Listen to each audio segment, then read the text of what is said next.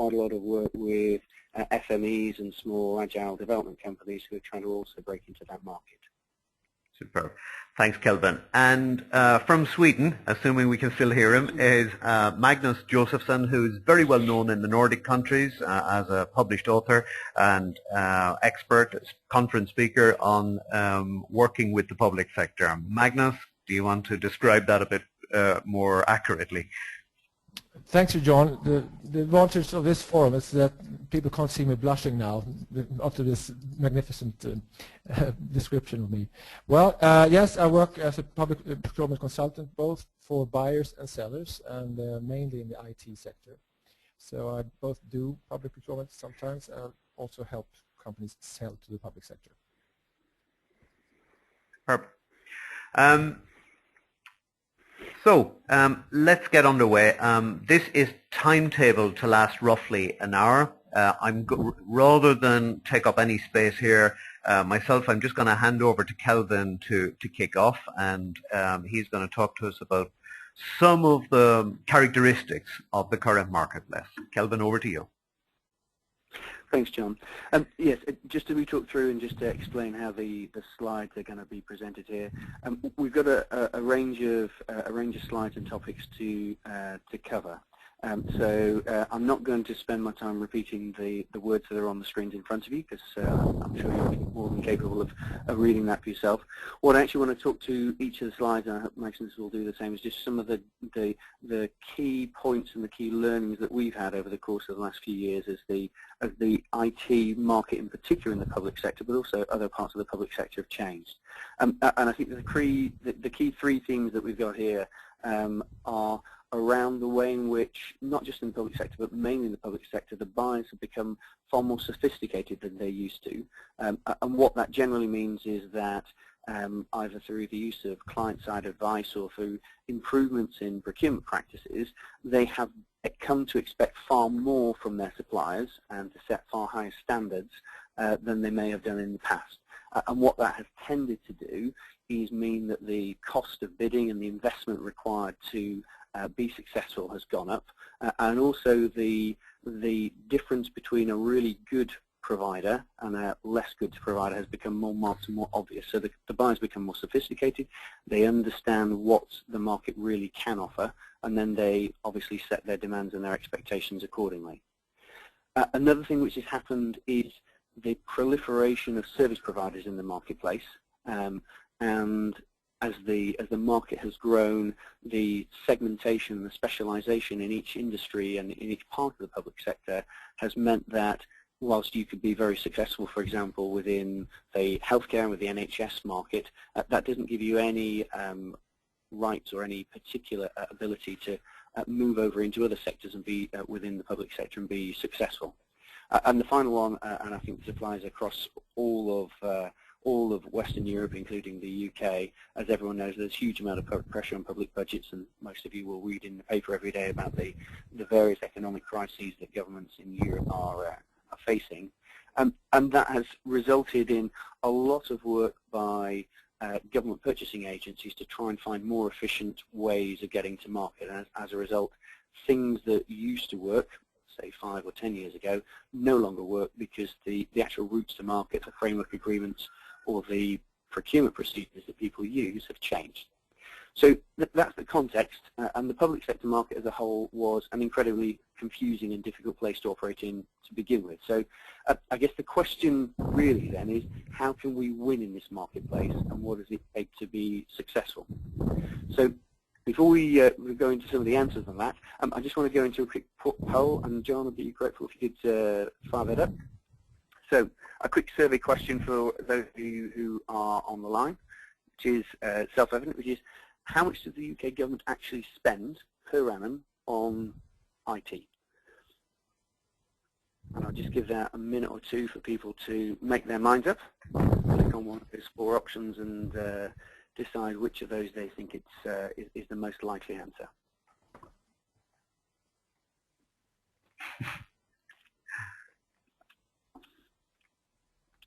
John, I'm laughing. I'm laughing. You can see progress on that. I'm laughing here as you do it, Kelvin, because I'm trying to figure out how would I possibly know the answer.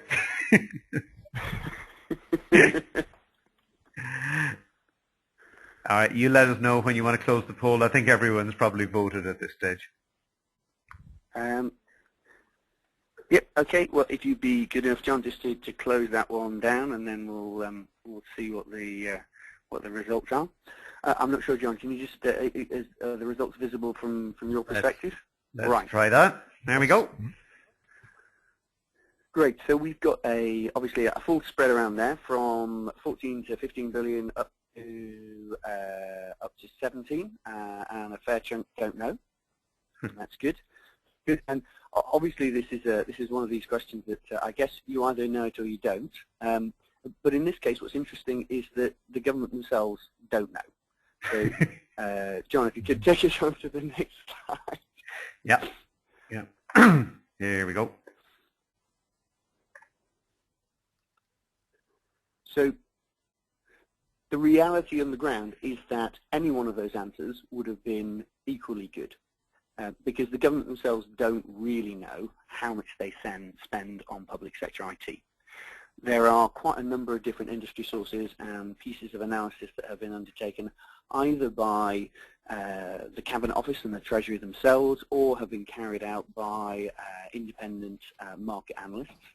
And they come up with numbers that range all the way from 14 to 17 billion pounds per annum as being the total spend on sector IT. Wow, 3 billion is a hell. Interesting. 3 billion is a hell of a variance. Difference. Yeah. Indeed. And I think those of you who work with corporate clients, or those of you working for private sector companies, of course, will probably find that pretty surprising, because even in very, very large corporates, they will have a pretty good idea of how much they spend on IT each year, and they wouldn't find it too difficult to be able to answer that question. Magnus, can I just ask you, what's your view on this? What's it like in Sweden, the countries you work in? Well, it's a much smaller country, so the numbers aren't that high, of course, but it's proportionately it's about between 20 to 40% of an authority's budget. It's IT, and I can see that the biggest country, the 6 biggest companies that deliver IT in any way, they have a turnover in about 600 million euros last year. But that's just the 6 biggest. Then you have, if you include telecom, etc., it's a much higher figure. Thanks for that, Magnus. Yeah, and the key thing about this, as well as the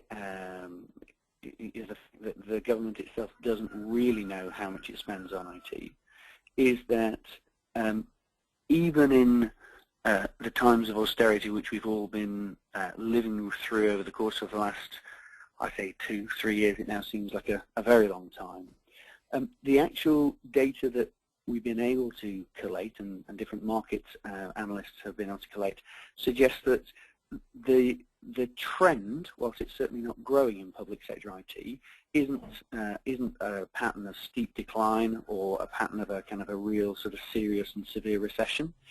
It suggests that although government bodies would like to cut their costs and are trying very hard to cut their costs across the board, in reality they are spending more or less the same, and perhaps projecting spend slightly more over the course of the next 1 to 3 years than they did in the last 4 or 5 years. So in fact spend is flat, and the market as a whole, whether you believe it's 14 billion or 17 billion, is still an enormous pool of opportunities that that are sufficient, I think, for pretty much any company to be able to find the right kind of niche and find the right kind of profitable business. So I'm going to hand over, I think, to Magnus now, if you want to talk through and take the back from here to talk about the overall approach and procurement process and how we win throughout that buying process that public sector clients go through. So the next picture, John. Just next slide. Where's this slide? Hello, John. Do you hear me? Hi, Magnus. Is this the one you want, or the next one? Let me see the next one. Oh no, it's the other one. Yeah, I do like the picture. Yes, yes, yes, it's very nice. Well, the main success factor is that you have to look at the procurement process as an ongoing cycle, with a period before the procurement process and during and after. And it's always the period before the procurement that where you have to work very proactively as a company. You can always find out when the next procurement will be, since they're often the contract periods are often 3-4 years or more, and you can find out how long they are. But establishing intellectual leadership, being the company that knows the most about how the public sector buys, what kind of business they do, why they do that kind of business, it's always interesting to talk about for the buying party. Statistics about what are the most usual evaluation criteria, what are the most usual reasons for winning, are always interesting to talk about. And also market solutions, not brands. That means that most companies only talk about, well, their brand, their products, but once they like your product, the next question is, okay, how should we buy this? In what way should we procure what you sell so that, well, you win? That's often it's a quite common question. During the procurement process, you have to be very selective. Don't spray and pray. Find out what kind of procurements are best for you. Not what you would like to be, but more where do we actually have a very, very good chance. So qualify opportunities hard. And then once you write your tender, it has to be perfect. It has to be perfect. You send out very strong signals already with your tender about how good you are in details, how important it is to you that the tender or everything you do is made perfectly. And then afterwards, during the contract period, one of the main problems when you win is that even if you have a contract, you don't sell anything.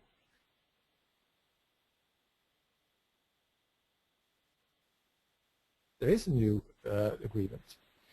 And even if they do know, they don't know how to place an order, for example. So educate the client in details how to make an order. I talked to a company yesterday. They had invited more than 200 order-giving persons at an authority. 200, took them to a big seminar, and in 1 hour they showed them this is how you buy, this is how you place an order, etc. And that gave a very big increase in the amount of orders. And also build barriers to recompetition. If you do your job well, your client will like you and they will want you to win again. So once you have the contract, even though they make a new public procurement, they still often want you to win that. And you can be the winner, but you have to have the right discussion, build barriers that are unique but not too unique. They have to balance with the procurement regulations. But as long as it's focused on the client's needs and its relevant needs and reasonable needs, there are many ways to build barriers. Magnus, can you give us an example of how a company has done that, building barriers to recompetition? Yes. Within IT, I'd say that's extra important and also easier than in other businesses. For example, if you're very integrated within a client's IT system, you have the servers, etc. you can't just, as a buyer, you can't just pull the plug on one brand and then put in another brand and hope that everything will work in this very complex system. You can have hundreds of applications on one IT system, telephones, websites, internet, etc. Right. It has to work. So you have to show the client what are the dangers if you change supplier. And also, as a buyer, you have to ask our competitors, how soon will we be up and running? And what risks are there that we will not be up and running in one day or at a certain time? Yeah. Okay, thanks. Are we moving on, folks? Yes.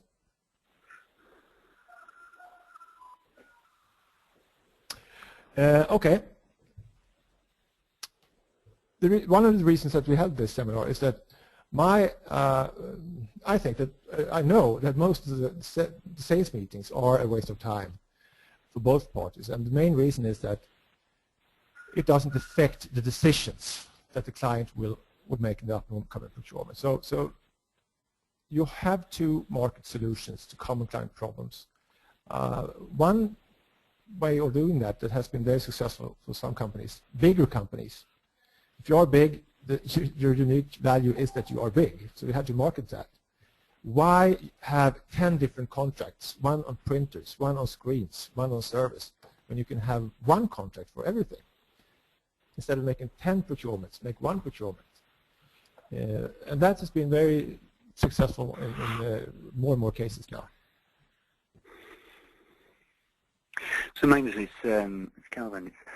It's quite interesting that your experience in Sweden, and I think, well, I've just kind of got a couple of interesting examples that I'd like to talk to.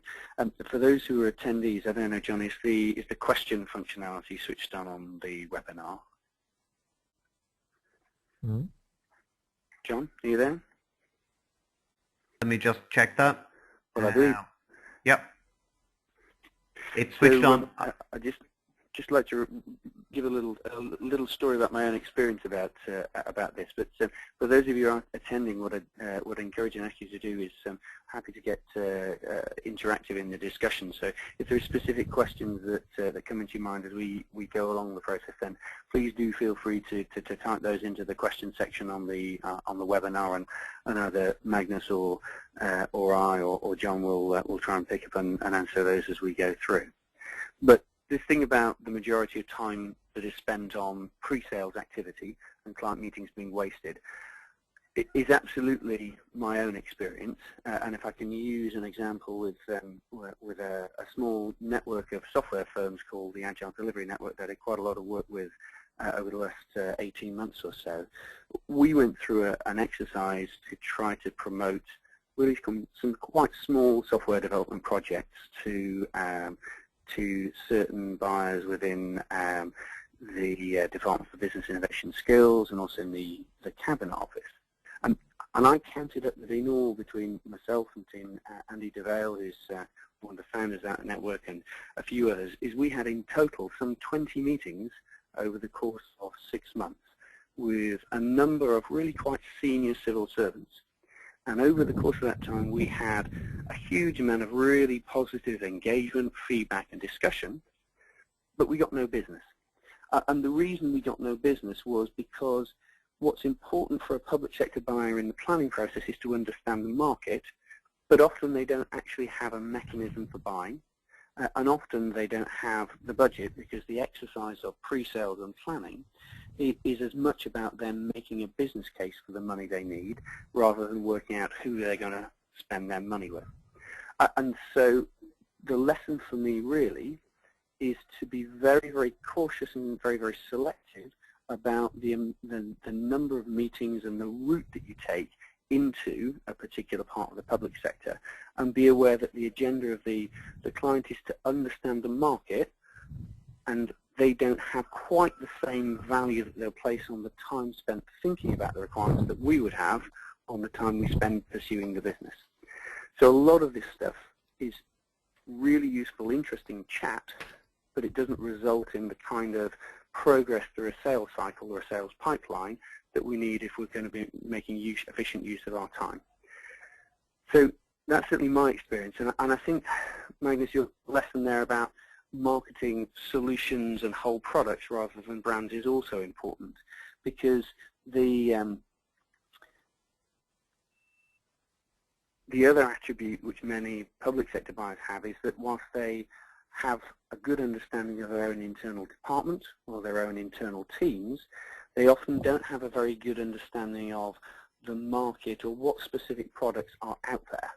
And so if you're able to get what I describe as intellectual leadership, that is to say, to position your product as being the thing that is the solution within the marketplace and the leading part of the marketplace, then that will then shape their thinking, and it will lead them to use the attributes of your product when they build their requirements definition and when they think about how they're going to go to market. Magnus, is that consistent with your own experience?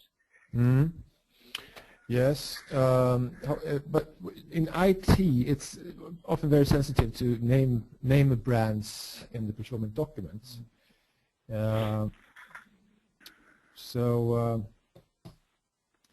we often try to, well, get to know what are the main problems, and then what they should evaluate then is which supplier have the best skills or the best possible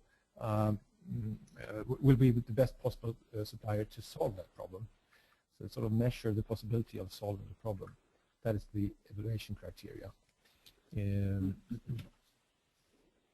So because products come and go, but problems often stay very long.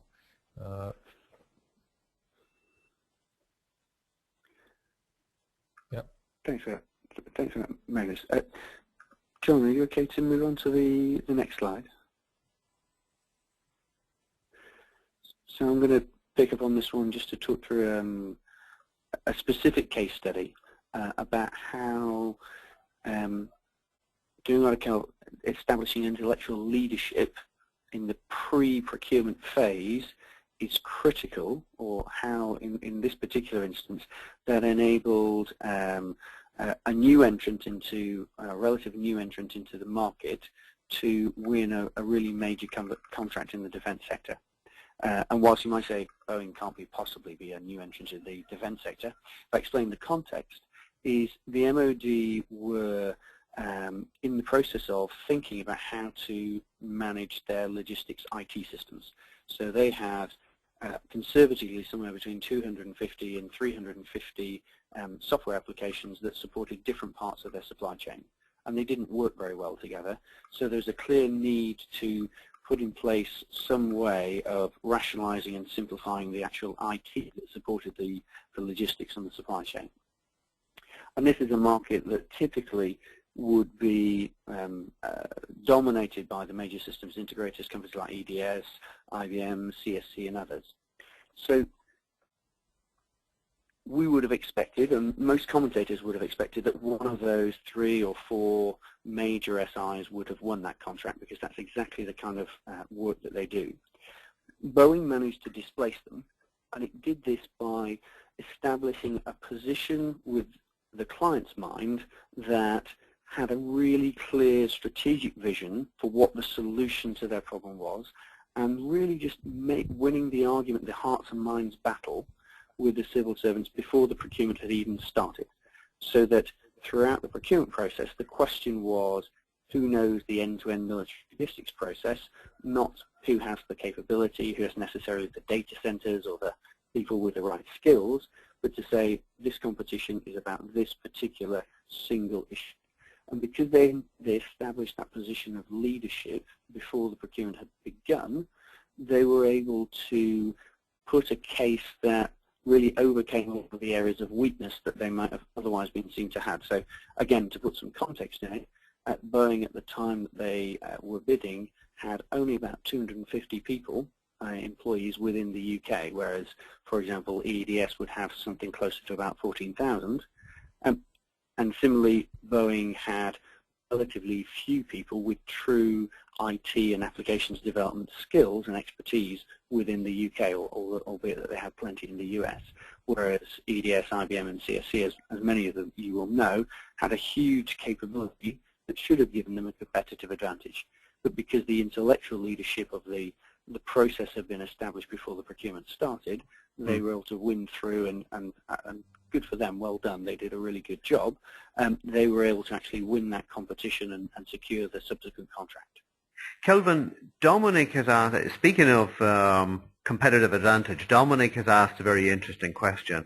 He says, is there any way of overcoming the UK government's current preference for SMEs? Because, as you know, there has been a directive, is that the word? But there is, at least in words, there is this UK current preference from SMEs. Dominic is asking, is there a way of overcoming that for a larger company? It's a very good question, and for those who are not familiar with it, the directive I think he refers to is the policy that the Cabinet Office has set out, that they should be seeking to place at least 25% of government IT business through small to medium-sized enterprises. And what they mean by an SME in broad terms is a company with 500 or fewer employees. I think to answer your question, Dominic, I think that the policy is clear, but what is most important for us all to understand is what the actual practice is on the ground. Because although procurement managers now have that target set out and they're looking for ways of achieving it, the reality continues to be that if you are a government buyer, you are spending public money and you're usually delivering services where there's a massive and really sort of public impact if there's a failure of services. And that means that they will continue to be cautious about investing too much of their hard-earned or the public's hard-earned taxpayers' money with small suppliers who they think have a risk of going bust or who may not be able to deal with the scale and change of the contracts or the requirements that are typical in the public sector. So I guess the way I'd say is just be cautious about the difference between theory and practice. The theory is that 25% of spend has to go to SMEs. The practice, as far as the evidence I've been able to see, is that most public sector buyers are struggling to get past about 10% of their spend in that area. So I guess that's my first sort of commentary on it. The second is that be aware of the fact that the way that the government defines SME spend is slightly odd, in that you might think that means placing an order, a purchase order, on a company who's got fewer than 500 employees. In practice, many of the larger SIs, and I think this actually is something that any larger company can do, have taken an active policy of partnering or including a certain number of SMEs within bids that they submit to the public sector so that they can help the procurement professionals meet that test. And so I think when we talk about overcome, I'm not sure I describe it as overcome, I would say try to embrace that policy requirement by finding small subcontractors who of themselves can also often be valuable in your capability or your solution, and consciously bid using and naming those subcontractors within your proposal. And also bear in mind that you may not, as a matter of course, disclose information about your subcontractors in your bids, but I'm sure even many large companies have quite a lot of SMEs that supply to them. So and of course that's equally that's equally relevant. Yes, go John. That's equally relevant for any SMEs who might be represented on the call, except it's looking at it from the other side. They can actively partner with larger SIs with a view to creating a win-win in that scenario. Yeah. In Sweden, a very successful project has been it's a network of SMEs within IT consultants, and I think by now there must be 150 or 200 independent consultants in this network. And the network is run by a head office, And the head office sends in tenders to quite big procurements.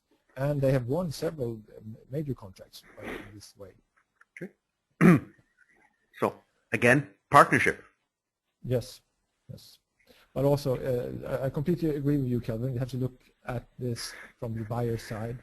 No government can or should tell or even force a buyer to choose which supplier they should choose. It's impossible. It's not a human right to sell to the public sector.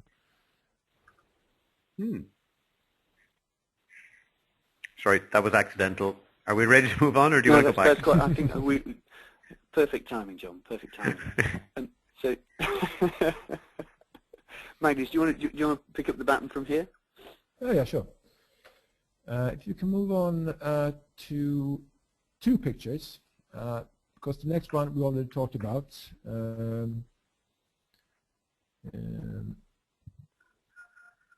And the picture that says basic preconditions. Sorry. That one. That one. And that, let's see. Yes. As you mentioned here, the case you just told us about, Kelvin, this proactive way of selling can be very, very effective. And but one thing that has to be in this discussion is actually the basic question: what is the perfect result of this procurement for you? What is basically a good procurement, a well-made procurement? And the answer to that depends, of course, on which person you ask. If you ask the user, you will have one answer. If you ask the procurement officer, you will get another answer. We finally found a supplier. That is quite a common answer. If you ask the budget holder, you will get a third answer, etc. And the conclusion to that is that you have to talk to all of these people. They have to see that they are buying something together. A lot of people, a lot of buyers just see that this is a question for the procurement office and the procurement officers, but they are not the buyers, they're not the customers. The whole authority is the client, the buyer. So the more people you can get to participate in this discussion, and the more results you can give to every stakeholder, the better the results you will get from the dialogue.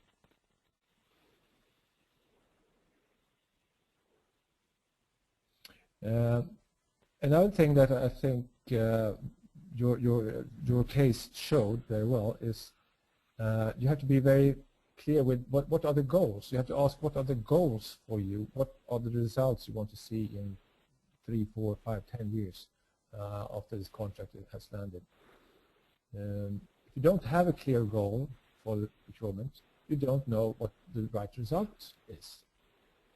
If the result is to save money, okay, that is the goal, and that's the result you're looking for. But if you want to increase effectiveness, or if you want to decrease something, measure something else and just lower the price, you have to have that as the main goal. So when you talk, when you do the proactive work, sales discussion, talk about the goals for the buyer. Yes. Absolutely, and I think what we talk about there in terms of goals is going to kind of link through to some stuff we're going to talk next about the way in which you actually present the proposal, because I think that we have to keep our eye on, or our mind on, what the buyer is trying to do at each stage of the process. So in this pre-procurement process, the planning, what they're trying to do is understand the market, and so the supplier, as Max has identified, the supplier that can talk most knowledgeably and interestingly about the market and what the art of the possible is the one that will catch their attention and will have the opportunity to to kind of get into that position of intellectual leadership that we talked about. Then when we get into the next stage, it's quite important to understand that the goals of most of the buyers will be to get through the procurement process as quickly and as cleanly as possible. And that means that what they want from their suppliers is somebody who can comply with the process and make it as easy as possible for them to understand the proposal, evaluate it, and then give them the highest possible marks that allow them to get to the next stage. Because the thing that I wanted to bring out as we go into the next stage is that for most public sector buyers, the procurement itself, the procurement process, is a problem and causes them a huge amount of pain, because the procurement process is very expensive for a public sector organisation to run. It takes a long time, and it actually, for most civil servants or public servants, it actually distracts from them the thing that they want, which is they want to buy the product, or they want to buy the solution that meets the business need or the need that they're struggling with or grappling with within their particular department.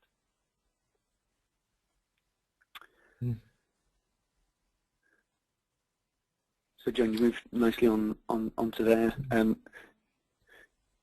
you want to talk to this, Magnus, and then we'll move on to the case study? Yes, I can have a few comments here. I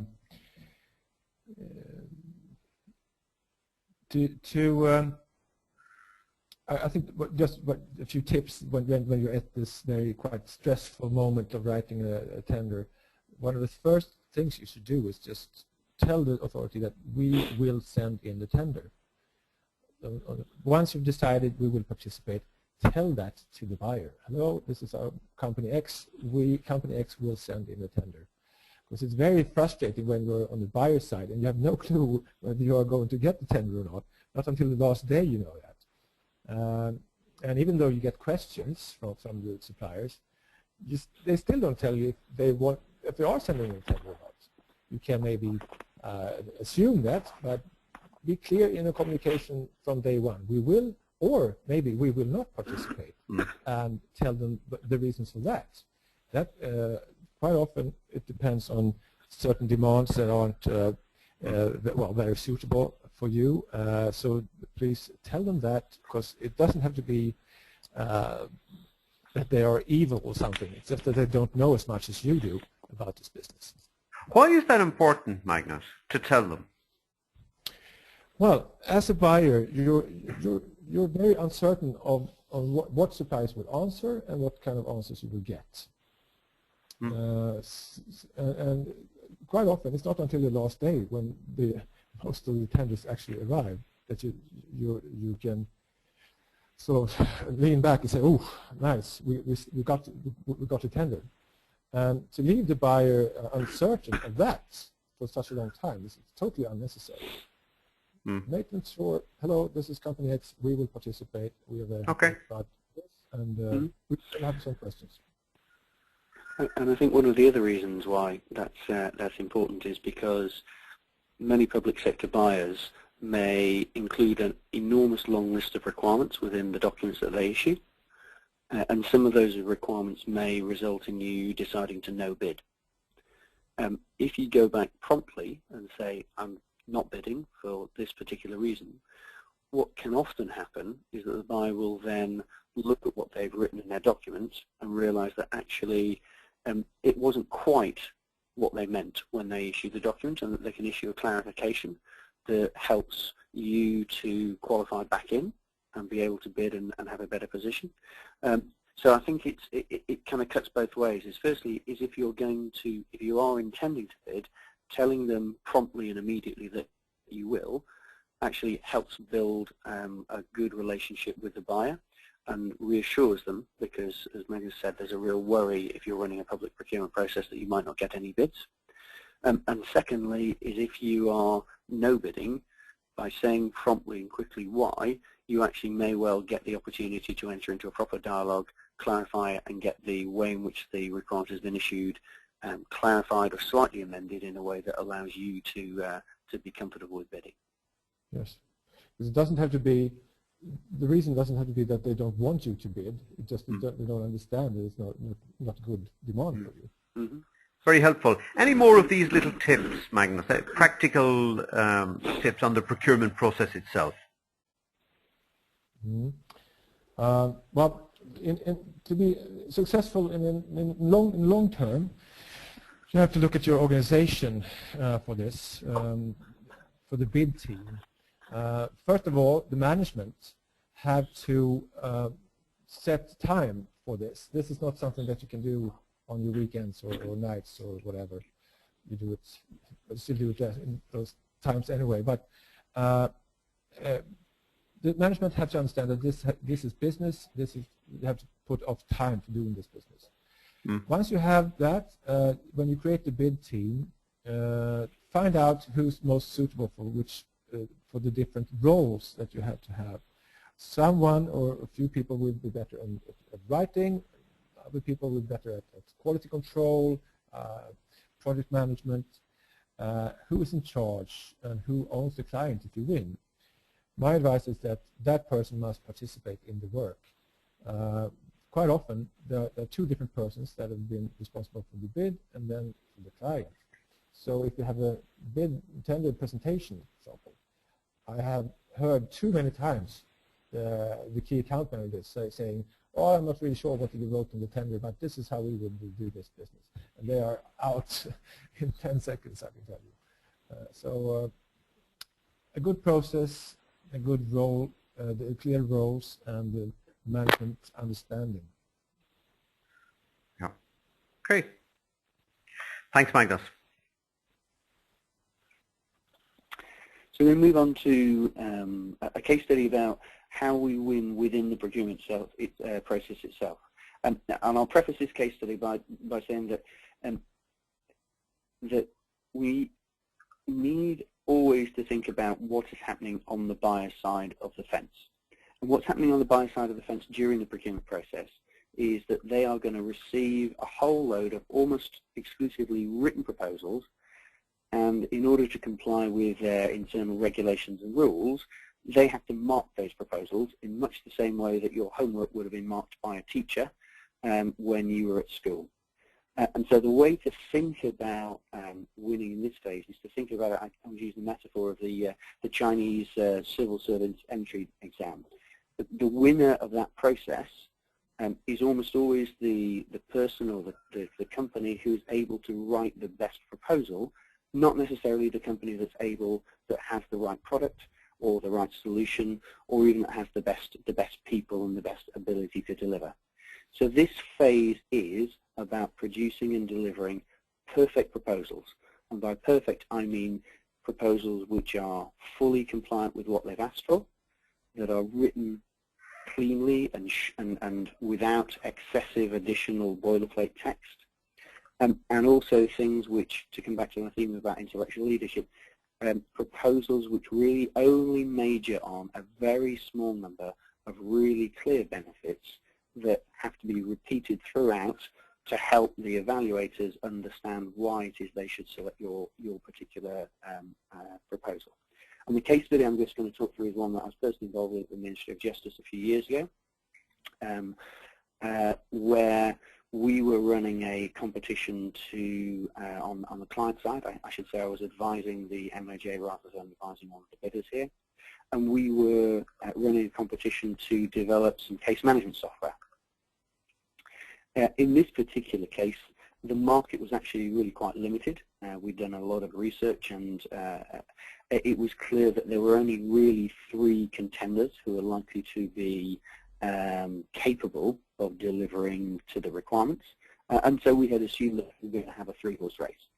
And in fact, the purpose of the procurement, from our point of view, was to get us to those 3 horses as fast as possible. So in other words, to remove any other kind of area and get to the point where we could have pilots or prototypes with those 3 companies to actually evaluate exactly what it is they could do for us, I should say. But in the event, what we had was one of the companies putting in a really, really poorly written proposal, one that was not complete in its responses or wasn't very well written in terms of grammar, and made it incredibly difficult for us to actually give them a pass mark against the evaluation criteria that we had. Both in public procurement, the evaluation criteria and the way you pick suppliers is fixed for you receive the responses. It was actually possible for us to give this particular bit of the benefit of doubt and take them through to the next stage. So they lost out not because they were incapable of supporting it or incapable of delivering a solution, as our earlier research suggested they definitely could, but because they hadn't given us that simple thing, which is a clear, well-written proposal, they lost out of the bid process and they lost out of the potential of several £1 million worth of revenue. There's a contrast here, which is that in the same process, another company who didn't have a lot of track record or a lot of capability in what you describe as a perfect proposal. So they were very clear that they didn't have the capability, they didn't have a lot of references, but they told a story which passed all of the evaluation methods and all the evaluation criteria. It's really clearly and well presented, and it made it very, very difficult for us to say no. And in the end, they through the next round of to the really example.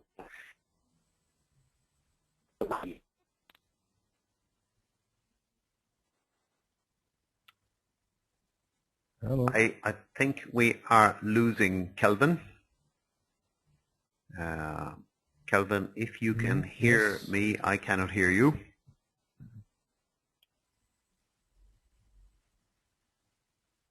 Yeah, Maybe any I can comments? fill in while we, If you can fill in while we try and get, yeah, thanks, Magnus. Yes. I have too many stories like that, I'd say. A month ago, I helped a buyer, and they were very specific. This supplier must win, because that was our current supplier. It was within IT, so it was a critical supplier for them. And well, since I am an expert on the legislation, I know how to write a tender document so that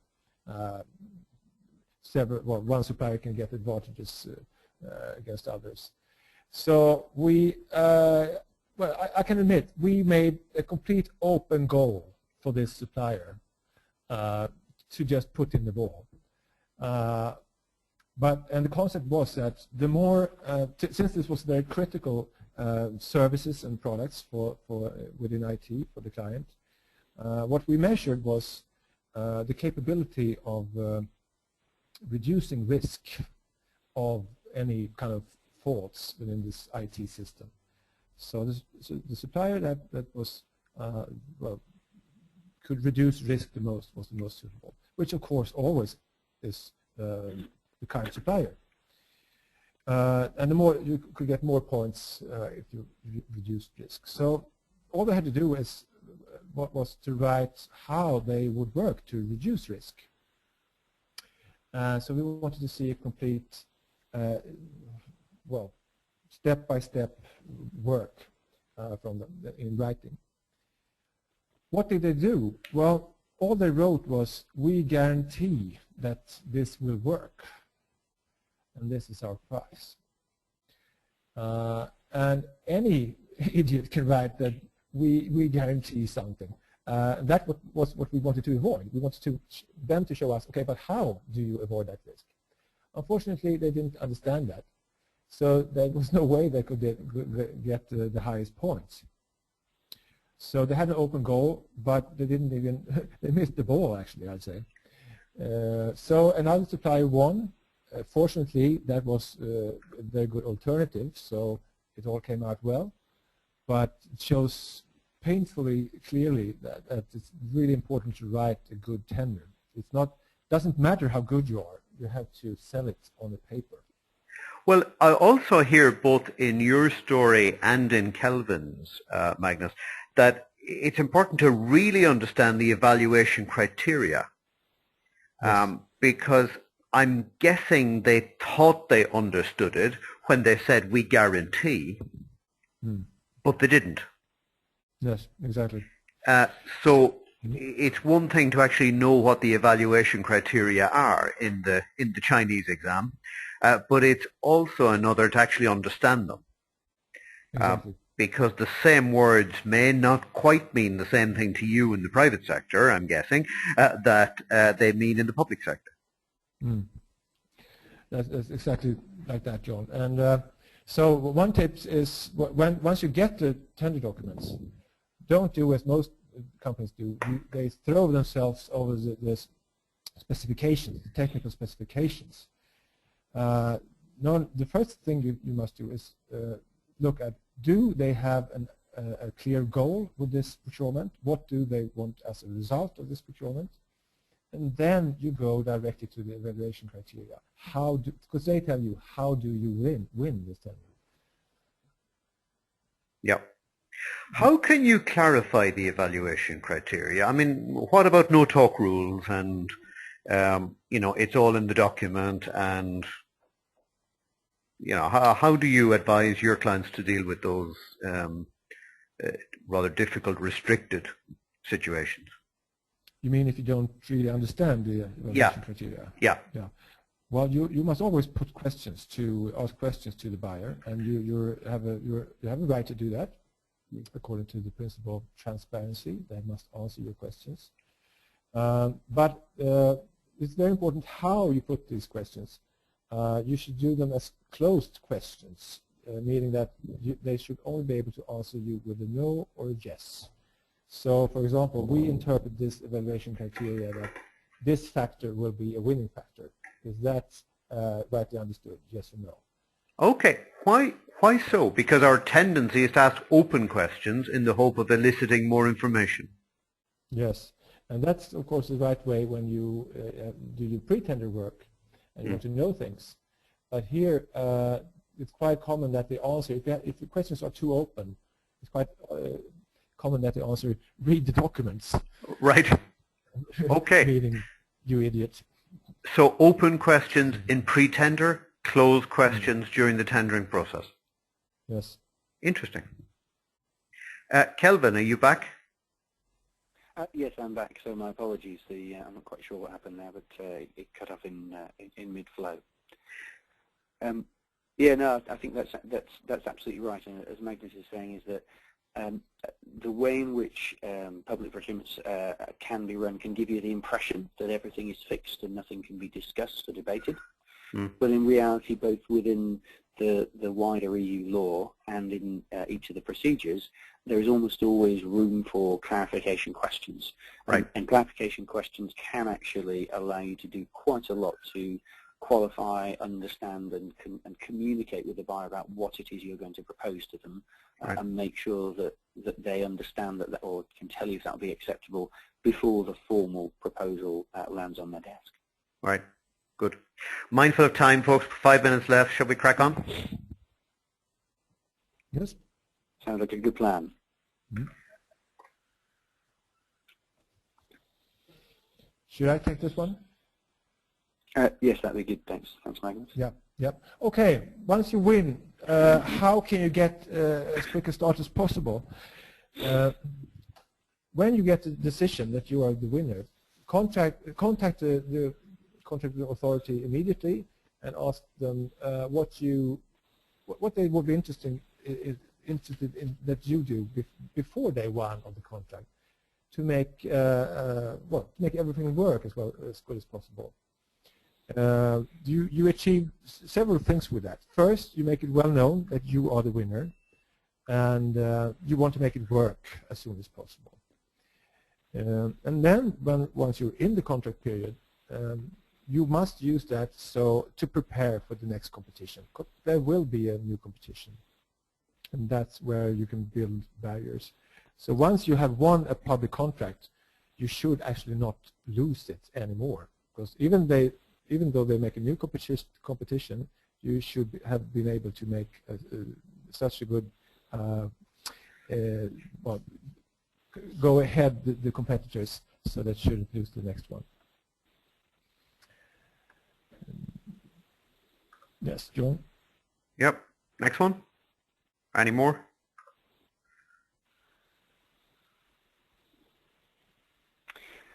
So I think we've got just a few minutes left, conscious of people's time. So maybe if I just talk through to this one, because we've talked quite a few times about the importance once you've established yourself within a contract relationship to build barriers to competition. And I think, Magnus, you were talking earlier about the different ways in which you could do that. So I'm just going to talk about one specific example, and then Magnus, I'll invite you to comment on any others. So one of the great attributes of public sector business is that it is incredibly sticky, in the sense that once you have established yourself with a particular customer, provided you are delivering on the promises that you've made, and provided that you are kind of conscious that it's a privilege and not a right, those relationships can run on for enormously long period of time, even if they run on through multiple competitions and recompetitions. And the way in which you make sure that a 3-year contract becomes a 9 or 10-year relationship is by building the right barriers to your competitors during the contract period. So in this case, we were dealing with a situation where the MOD was undertaking various procurements for its desktop infrastructure and support arrangements, and there were 2 large incumbent providers who provided the bulk of the support to the bulk of the MOD's estate. Now, because of the fact that they had landscaped the market, and they understood that a competition was inevitable, and that the rules would require the MOD to go through a competitive process, they were very, very careful during the period running up to the competition, to that procurement planning stage, to do as much as they could to build barriers against the competition. And they did that in 3 ways.